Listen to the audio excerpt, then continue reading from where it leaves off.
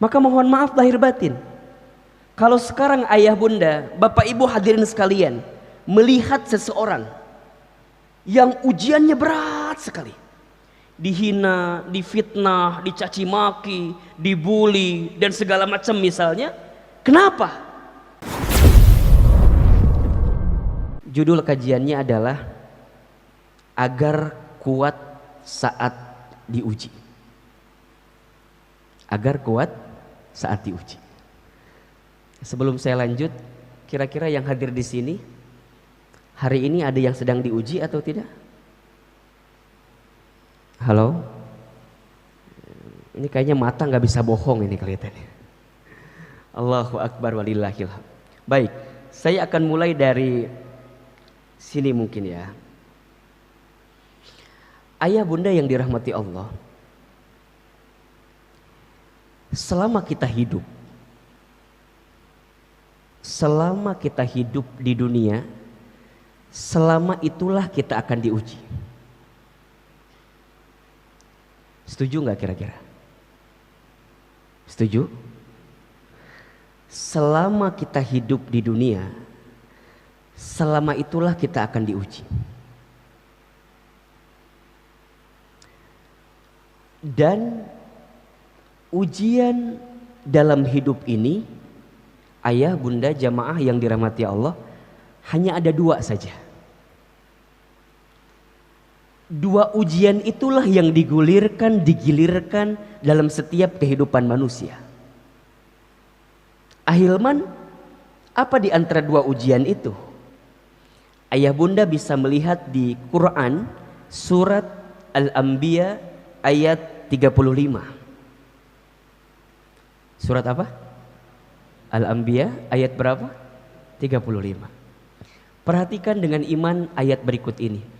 A'udzubillahi minasyaitonirrajim. Bismillahirrahmanirrahim.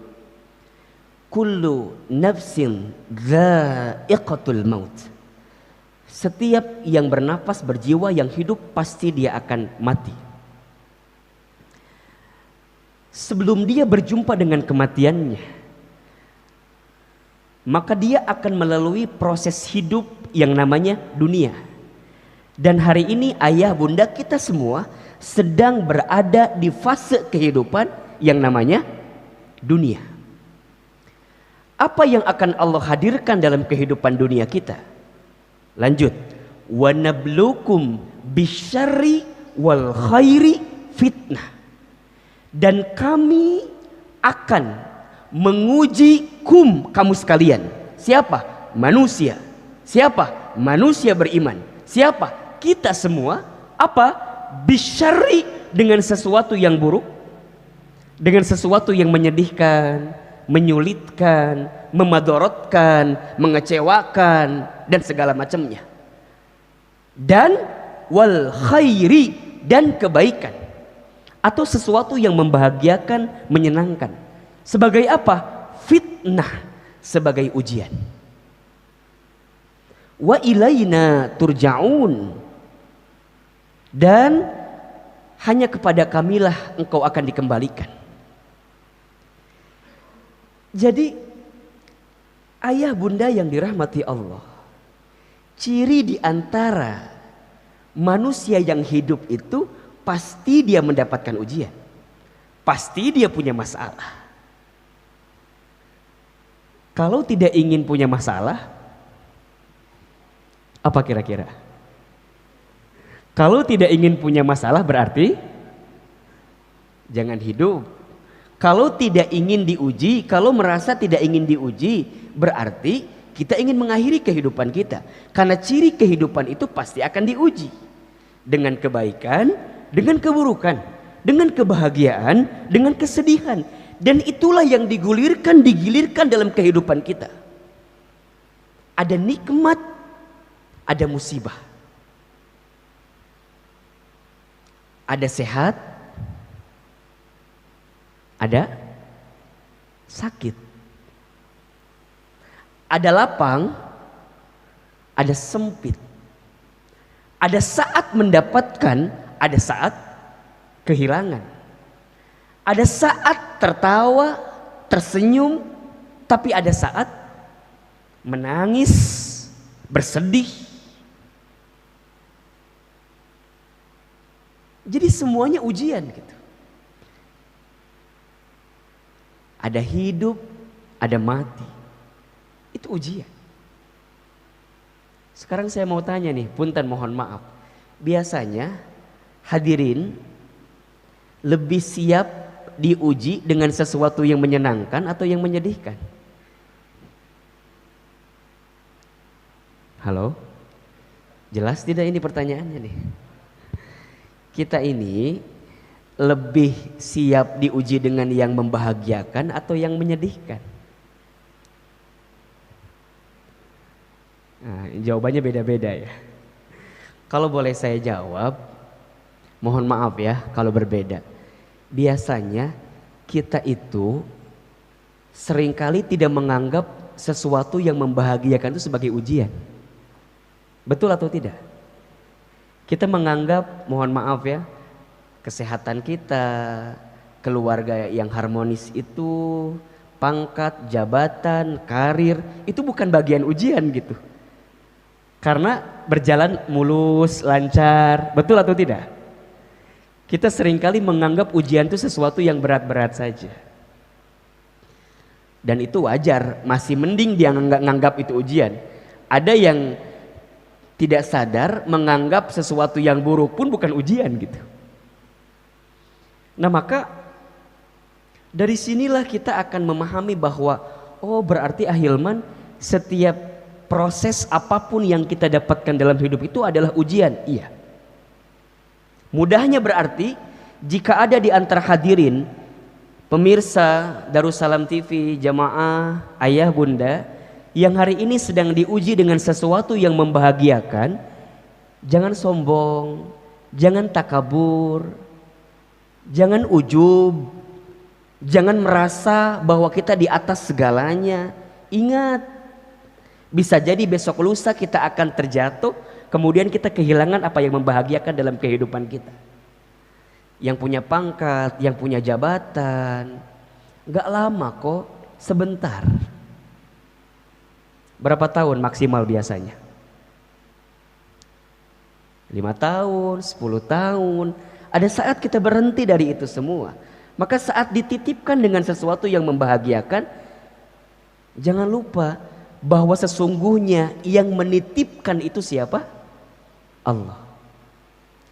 Begitupun seterusnya, jika ada di antara ayah bunda hadirin, kita semua yang hari ini sedang diberikan kesulitan, kesedihan, ujian yang menyakitkan, jangan putus asa, karena pertolongan Allah itu begitu luas, perlindungan Allah itu begitu sempurna, dan kita selama kita hidup pasti kita akan dibimbing dan diarahkan oleh Allah mendapatkan kebaikan itu.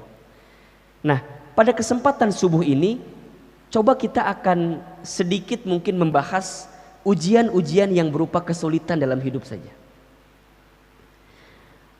Ahilman, apakah semua di antara kita akan diuji dengan yang namanya kesulitan dalam hidup? Iya. Ada di Quran surat Al-Baqarah ayat 155, 156 misalnya.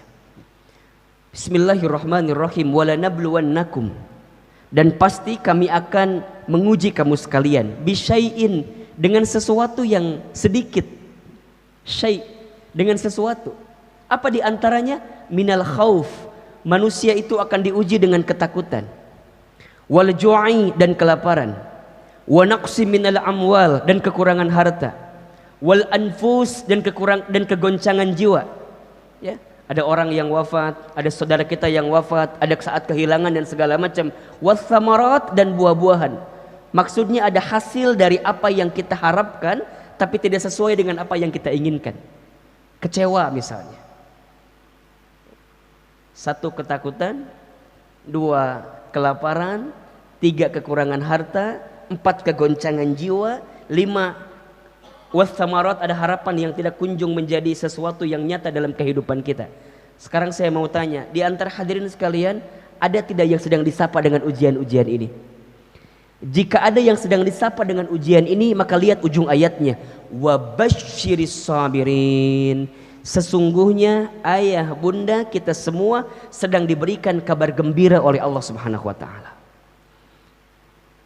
Jadi kalau hari ini mohon maaf ya, mohon maaf, ada yang sedang merasa takut, gelisah, misal tidak sedikit mungkin di antara kita ada yang kehilangan pekerjaan, mungkin di antara kita ada yang harus dirumahkan, mungkin ada di antara kita yang harus berkurang omset atau profit dari keuntungan bisnisnya, atau barangkali ada di antara ayah bunda yang sedang punya persoalan di rumah tangganya, ada yang sedang punya permasalahan di rumah tangganya atau keluarganya dan segala macam dalam kehidupannya. Maka jika kita merujuk kepada ayat ini, yakini, pahami bahwa ujian-ujian kesulitan itu adalah wabasyir, kabar gembira. Bagi siapa? As-sabirin, bagi orang-orang yang sabar. Siapakah orang yang sabar itu? Lanjut ayat selanjutnya. Alladzina idza asabathum musibah qalu inna lillahi wa inna ilaihi rajiun. Orang yang sabar adalah orang yang ketika ditimpa musibah, maka dia hanya akan menjawab, sesungguhnya ini milik Allah dan sesungguhnya semua ini akan kembali kepada Allah. Bahasa mudahnya adalah orang yang sabar itu adalah orang yang mengembalikan setiap perkara kesulitan dalam hidupnya kembali kepada Allah. Dia menahan diri, dia memilih sesuatu mana yang tidak dibenci oleh Allah. Dia hanya akan fokus mencari jalan keluar, mencari solusi yang jalan keluar solusi itu adalah sesuatu yang diridhoi oleh Allah Subhanahu wa taala. Dia bisa marah, dia bisa frustasi, dia bisa stres, iya, tapi dia tahu itu dibenci oleh Allah. Dia tahu itu perkara yang Allah tidak ridho dengannya. Maka dia memilih jalan lain mana yang barangkali Allah lebih ridho dengan dirinya. Jadi mohon maaf ya, sabar itu tidak identik dengan berdiam diri atau apa? Tidak identik dengan putus asa, bukan. Sabar itu memilih jalan terbaik yang sesuai dengan aturan Allah Subhanahu wa taala. Dia tidak melanggar aturan-aturan Allah dalam kehidupannya. Itu sabar. Dan sikap ini menjadi penting.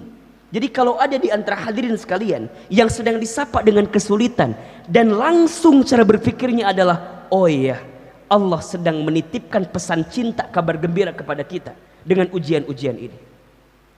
Ahilman, kenapa disebut dengan kabar gembira dari setiap ujian kesulitan itu? Mohon maaf, kalau boleh saya tanya, setuju atau tidak? Kita itu sholatnya bisa lebih khusyuk, doanya bisa lebih panjang, sujudnya bisa lebih lama jika sedang diuji dengan kesulitan. Betul atau tidak? Bukankah itu nikmat? Bukankah itu kabar gembira? Yang barangkali Allah ingin menyapa hadirin sekalian. Allah ingin menghadirkan pesan cintanya melalui ujian-ujian itu agar kita segera kembali kepada Allah Subhanahu wa taala. Salat tahajudnya jadi rajin, salat duhanya jadi rajin, ngaji Qur'annya jadi rajin, ke masjidnya jadi rajin, infak sedekahnya jadi rajin. Biasanya ketika sedang diuji, betul atau tidak? Maka saat dia diuji ya, dengan ujian yang tadi saya sampaikan, satu ada yang bentuknya kebahagiaan, satu bentuknya ada yang kesedihan, maka sebagai orang beriman dia punya sikap terbaik dalam hidupnya. Apa sikapnya? Ajaban li amril mu'min, sungguh menakjubkan keadaan orang beriman itu. Kenapa? Inna amrohu kullahu khair. Semua perkara, sesungguhnya semua perkara bagi orang beriman itu semuanya baik. Dan tidak akan didapatkan kebaikan ini kecuali bagi orang beriman. Bagaimana keadaannya? In asobathu sarra'u syakara. Jika dia mendapatkan sesuatu yang membahagiakan, maka dia bersyukur. fakana khairullah, karena itu baik baginya. Wa in asobathu dharra'u sabara, jika dia mendapatkan sesuatu yang madarat, yang sulit, yang sedih, maka dia bersabar, fakana khairullah, karena itu baik baginya. Hadis riwayat Muslim. Bagi orang beriman semuanya baik. Semuanya baik. Tidak ada yang gak baik. Tapi kan Ustadz, wajar atuh kalau gelisah, wajar atuh kalau resah gitu ya, galau dan segala macam, wajar, manusia biasa. Innal insana khuliqa halu'a, sesungguhnya manusia itu diciptakan dengan keluh kesah, kan gitu, wajar. Tapi yang tidak wajar apa? Berlebihan dalam kegelisahan. Yang tidak wajar adalah berlebihan dalam keresahan. Jika hadirin sekalian berlebihan dalam kegelisahan, tanyakan di hati kita, jangan-jangan iman kita kepada Allah sedang dipertanyakan dalam kehidupan kita. Ustaz, gimana ini kalau pandemi terus-menerus begini terus gitu ya? Gimana ini kalau Covid nggak selesai-selesai gitu? Itu bukan ungkapan orang beriman. Orang beriman tidak seperti itu, ayah bunda. Ahilman, gimana nih kalau aduh gini terus usaha nggak lancar nih, omset berkurang dan segala macam. Iya, dia tahu sedang sulit, tapi ungkapan yang keluar bukan seperti itu. Karena di hatinya masih ada iman. Berarti ketika di hatinya masih ada iman, dia masih yakin dan percaya kepada Allah Subhanahu wa ta'ala. Bukan tidak ikhtiar, dia ikhtiar. Tapi keyakinannya kepada Allah menjadi guidance terbaik dalam hidupnya. Menjadi petunjuk terbaik selama ada Allah. La tahzan, jangan sedih. La takhaf, jangan takut, jangan khawatir. Innallaha ma'ana, sesungguhnya Allah bersama dengan kita. Karena semua yang dihadirkan dalam kehidupan kita pasti ada hikmah terbaik. Yang sulit itu adalah bisa menggali hikmahnya gitu ya. Hikmahnya apa gitu. Maka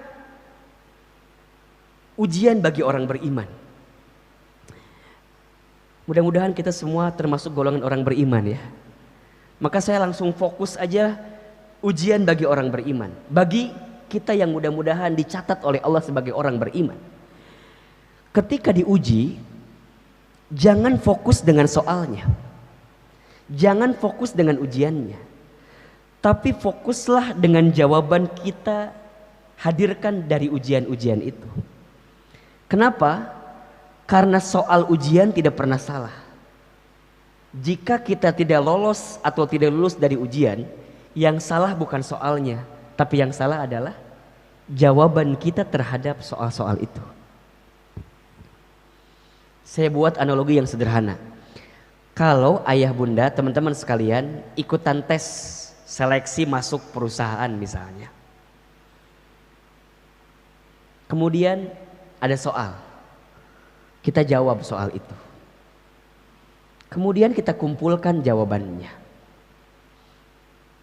Sebulan kemudian ada hasil.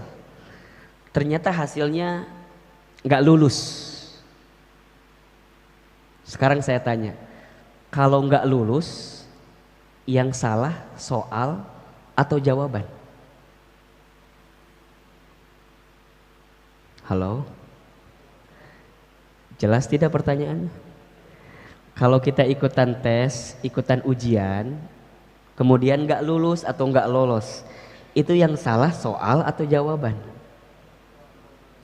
Jawaban. Sekarang kalau ada di antara hadirin sekalian yang sedang diuji dalam kehidupan, berarti yang kudu kita pikirkan itu ujiannya atau sikap kita terhadap ujian itu. Punten ya, mohon maaf, kita mah suka fokus dengan ujiannya, malah seringkali menyalahkan keadaan. Bukan kita lah, saya gitu ya. Saya mah suka sering menyalahkan keadaan. Ih nah jadi gini, kenapa aku dapat ini, kan gitu ya. Apa yang salah gitu. Kadang-kadang tidak sedikit mencari kambing hitam kan gitu. Padahal kambing putih juga banyak. Kenapa harus cari kambing hitam? Ini kenapa? Ini kenapa? Ini kenapa? Sok, kalau dipikirin begitu stres nggak kira-kira Pak? Stres atau Pak? Padahal yang Allah inginkan dari setiap dinamika ujian-ujian dalam kehidupan kita adalah apa coba? Ayyukum ahsanu amala. Siapa yang paling hebat, yang paling baik amalnya dari proses ujian-ujian dalam kehidupan kita. Surat Al-Mulk ayat 2. Bismillahirrahmanirrahim. Alladzi khalaqal mauta wal hayata liyabluwakum ayyukum ahsanu amala wa huwal azizul ghafur. Dialah Allah yang menciptakan kematian dan kehidupan. Sebagai apa? Sebagai ujian. Berarti selama hidup, selama itulah kita akan diuji dengan dinamika ujian yang tadi. Dan apa yang akan Allah lihat dari setiap ujian-ujian itu? Ayyukum ahsanu amala. Siapa di antara kamu sekalian yang paling baik amalnya, yang paling baik sikapnya. Nah, pertanyaan kita, kira-kira hadirin kita semua saat diuji itu sikapnya sudah benar apa belum? Sudah sesuai atau belum? Sebelum ke sana, bagi orang beriman, saat dia diuji, ini bagi orang beriman ya, bagi orang beriman, saat dia diuji, dia akan memahami, meyakini bahwa ujian adalah bagian cara Allah menaikkan derajat dalam hidupnya. Kita bisa lihat di surat Al-Ankabut ayat 2 misalnya. Ahasiban nasu ayyutraku ayyaqulu amanna wa hum la yuftanun. Apakah manusia itu mengira bahwa mereka dibiarkan saja mengatakan kami telah beriman sedang mereka tidak diuji? Di surat yang lain Al-Baqarah ayat 224 Allah berfirman, am hasibtum an tadkhulul jannata walamma ya'tikum mathalul ladzina khalau min qablikum. Apakah kamu mengira bahwa kamu akan masuk surga padahal belum datang kepadamu ujian, cobaan sebagaimana halnya orang-orang terdahulu sebelum kamu? Hadirin, perhatikan di sini. Berarti ahilman, seseorang itu semakin kuat imannya, semakin berat ujiannya. Ya. Tapi, ya ini penting. Tapi karena dia punya kekuatan iman dalam hidupnya, seberat apapun ujian itu, maka akan terasa ringan dalam hidupnya. Maka mohon maaf lahir batin, kalau sekarang ayah bunda, bapak ibu hadirin sekalian, melihat seseorang yang ujiannya berat sekali, dihina, difitnah, dicaci maki, dibully dan segala macam misalnya. Kenapa? Karena memang Allah tahu, Allah yakin, Allah menitipkan beban berat dalam hidupnya sesuai dengan kemampuannya.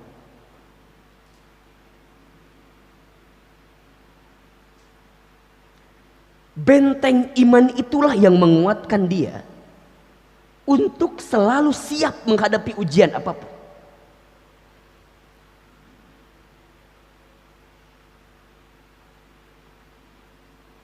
Dan jika kita diuji keimanannya oleh Allah, maka akan diuji dengan ujian-ujian itu. Para nabi, para rasul, ujiannya banyak atau sedikit? Banyak. Sejak nabi yang pertama sampai nabi yang terakhir, ujiannya Allahu Akbar walillahil hamd.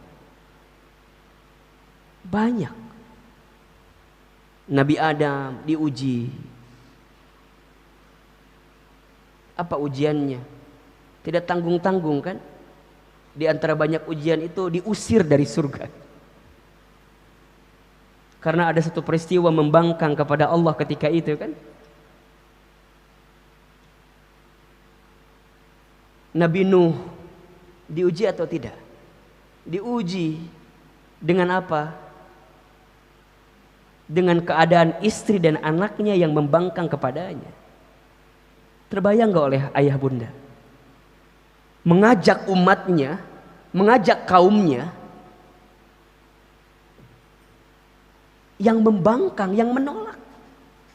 Bukan orang yang jauh, tapi orang yang dekat.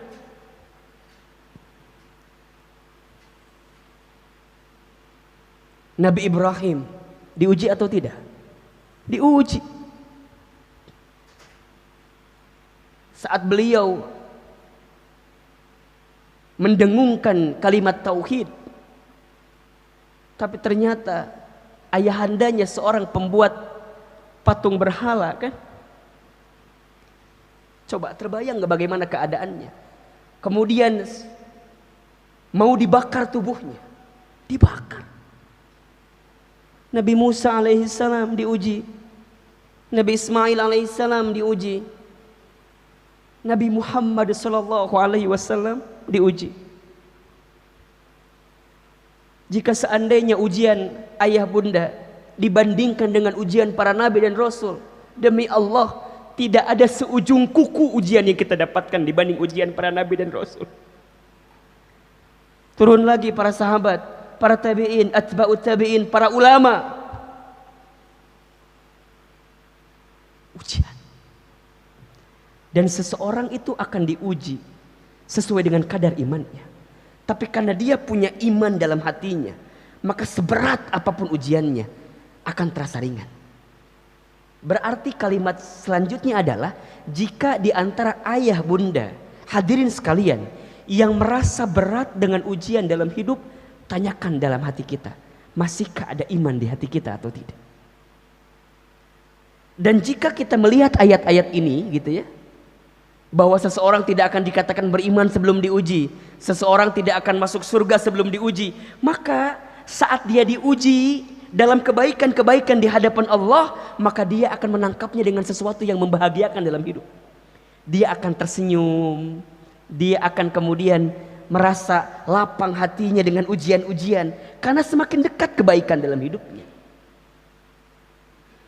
Bahkan dalam hadis baginda Nabi SAW yang diriwayatkan oleh Al-Imam Al-Bukhari, disebutkan di situ, man yuridillahu bihi khaira yusiba minhu. Barang siapa yang diinginkan oleh Allah kebaikan dalam hidupnya, barang siapa yang diinginkan oleh Allah menjadi baik dalam hidupnya, yusiba minhu, maka Allah akan berikan ujian kepadanya. Allah akan berikan musibah kepadanya. Catatan, bagi orang beriman. Maka jika hadirin merasa masih ada iman di hatinya dan mengakui bahwa kita adalah orang beriman, maka berapapun besarnya, beratnya, kuatnya ujian yang datang dalam hidup, maka dia akan meyakini bahwa ini adalah bukti kasih sayang Allah kepadanya. Karena Allah menginginkan dia menjadi pribadi yang baik dalam hidupnya. Maka ahilman, apa sikap terbaik nih? Sikap terbaik saat kita diuji, wabil khusus ketika mendapatkan kesulitan. Karena kalau kebahagiaan, tadi sikapnya bersyukur, mendekat kepada Allah dengan kebaikan-kebaikan itu. Tapi jika sedang sulit, sedang sedih, sedang kecewa, sikapnya apa? Agar kemudian kita kuat menghadapi ujian-ujian dalam hidup. Satu, husnuzon kepada Allah. Penting ini. Apa itu husnuzon? Berprasangka baik kepada Allah. Ana inda dzanni abdi bi. Hadis qudsi. Allah berfirman, sesungguhnya aku berserta bersama prasangka hambaku.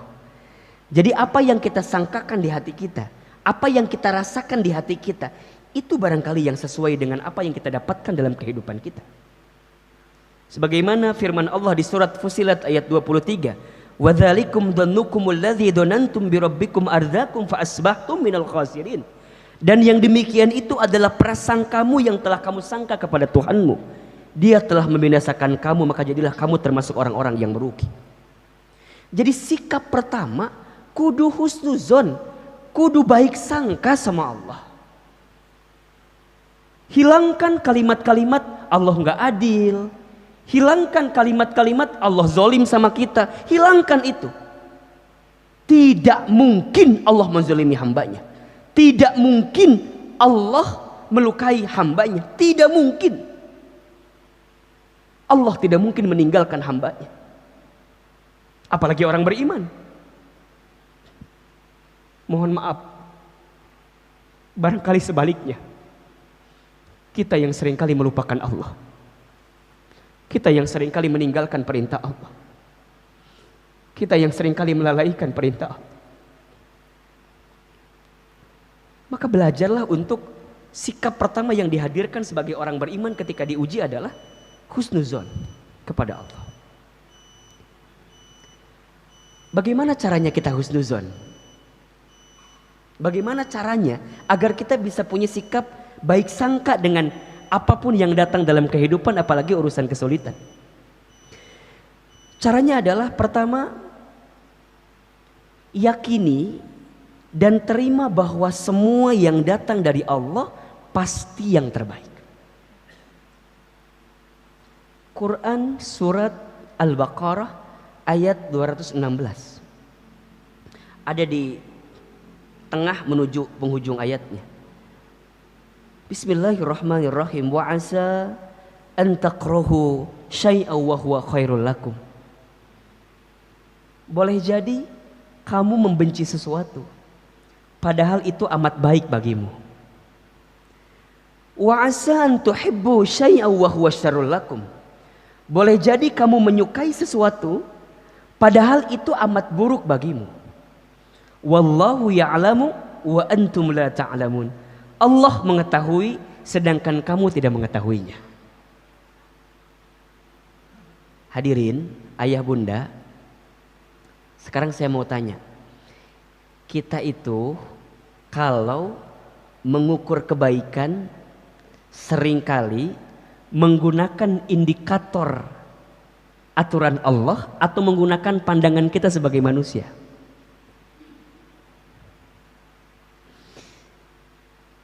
Kebanyakan kita selalu mengedepankan apa yang baik menurut kita. Kudu gini, kudu gitu. Kalau nggak gini, kalau nggak gitu, itu nggak baik dalam kacamata kita. Kita lupa mengedepankan indikator kebaikan dalam hidup ini sesuai dengan aturan Allah.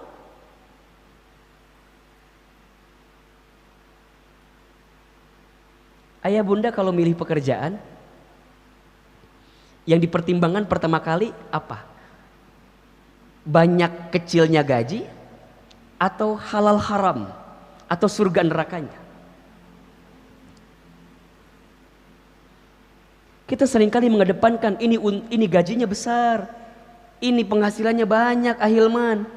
Kita lupa bahwa pada bab pekerjaan itu ada pertimbangan halal haram, ada pertimbangan surga neraka, yang itu harus juga menjadi pertimbangan.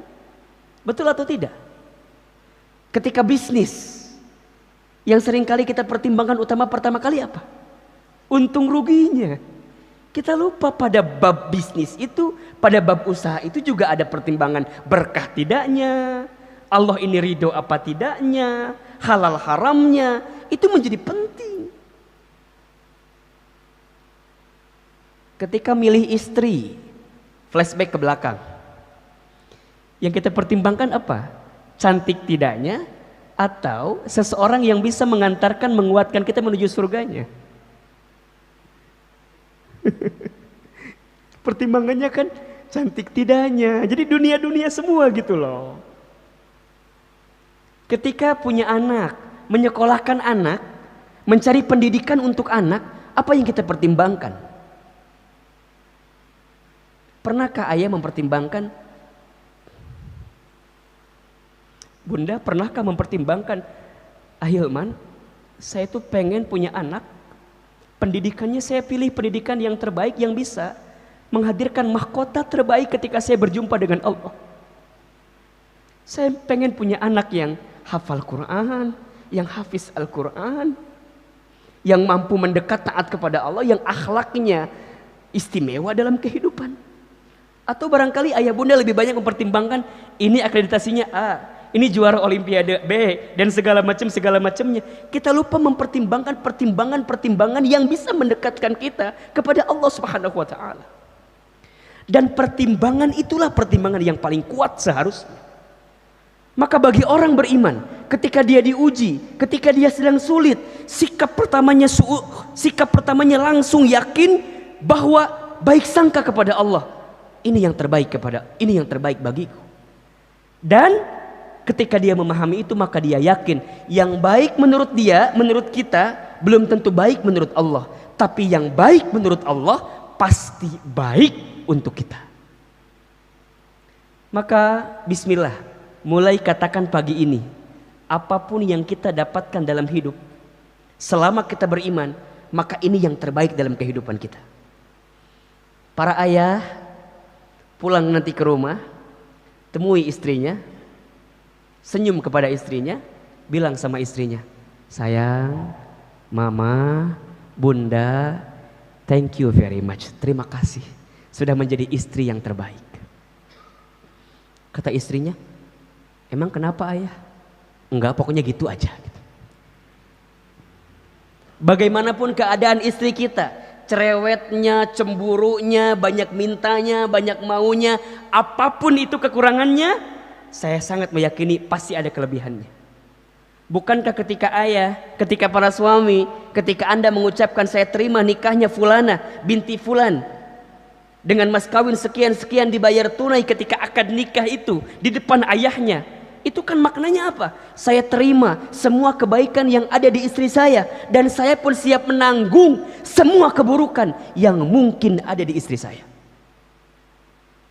Maka katakan mulai hari ini, istri saya yang di rumah, hadirin, it's the best for me, itu yang terbaik bagiku.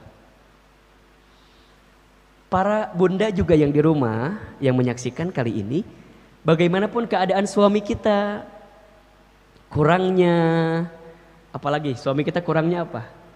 Kurang gantengnya, kurang nafkahnya, apapun itu, maka katakan kepada suami kita dan yakinkan di hati kita bahwa suami kita itu adalah suami yang terbaik.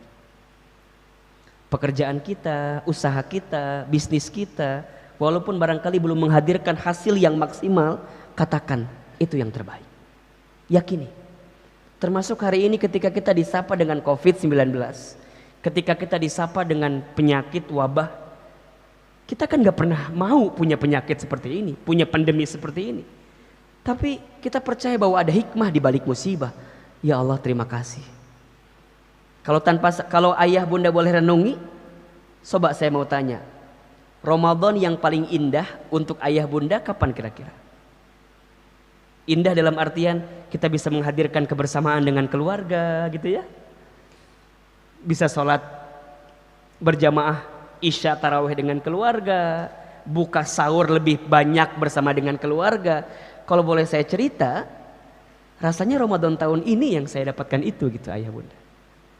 Jauh sebelum ini sahur kadang-kadang di luar, buka di luar, tarawih di luar.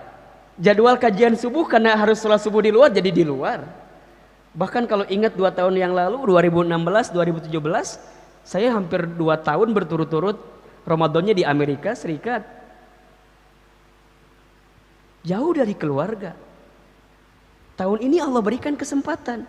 Wasilahnya kalau bukan karena COVID misalnya mungkin gak akan kejadian seperti itu. Ada hikmah gak kira-kira? Ada hikmah. Para ayah yang belum pernah jadi imam sholat taraweh, kemarin maksain apa enggak?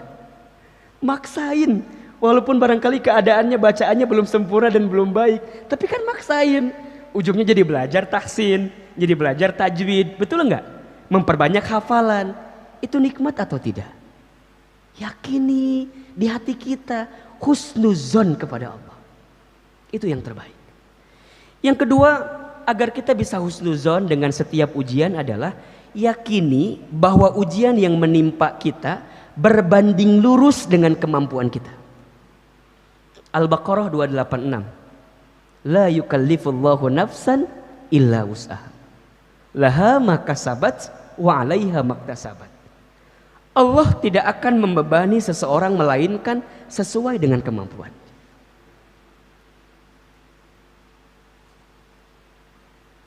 Kenapa ayah bunda yang diuji dengan kesulitan ini yakini, percaya bahwa pundak ayah bunda yang memang kuat untuk menerima ujian-ujian ini. Ahilman, kenapa nggak yang lain ya? Kenapa nggak dia ya? Kenapa aku ya? Karena Allah tahu pundak ayah bunda kuat menerima beban itu.